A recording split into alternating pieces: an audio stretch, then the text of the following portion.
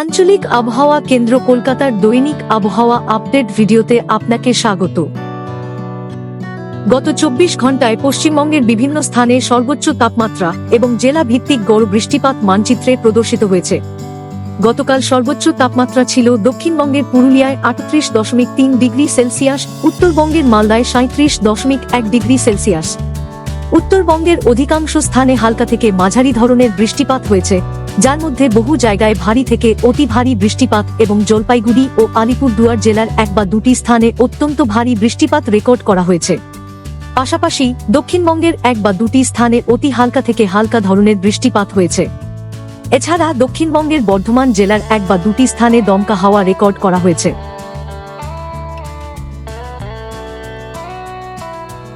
আজকের উল্লেখযোগ্য আবহাওয়া পরিস্থিতি নিম্নরূপ। দক্ষিণ পশ্চিম মৌসুমী বায়ু উত্তরবঙ্গের উপর সক্রিয় রয়েছে। সমুদ্রপৃষ্ঠের গড় উচ্চতায় পাঞ্জাব থেকে হরিয়ানা ও উত্তরপ্রদেশ হয়ে বিহার পর্যন্ত বিস্তৃত মৌসুমী অক্ষরেখাটি এখনও অপরিবর্তিত বা স্থিতিশীল রয়েছে।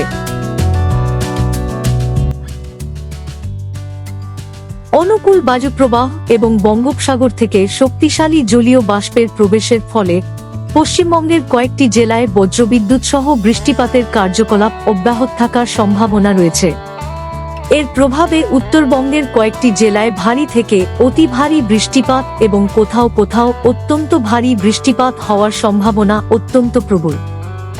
আগামী 7 দিনের আবহাওয়ার সতর্কতা মানচিত্রে প্রদর্শিত হল। ভারী বৃষ্টিপাত অথবা বজ্রসহ বৃষ্টির সময় নিরাপদ স্থানে আশ্রয় নিন।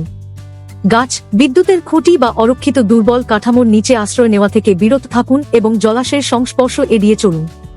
যানবাহন চলাচল প্রয়োজন অনুযায়ী নিয়ন্ত্রিত করা হতে পারে। আগামী 7 দিন পশ্চিমবঙ্গের জেলাগুলিতে সর্বোচ্চ তাপমাত্রার বিশেষ কোনো পরিবর্তনের সম্ভাবনা নেই। আবহাওয়া সম্পর্কিত আরও আপডেটের জন্য আমাদের অফিসিয়াল ওয়েবসাইটটি অনুসরণ করুন।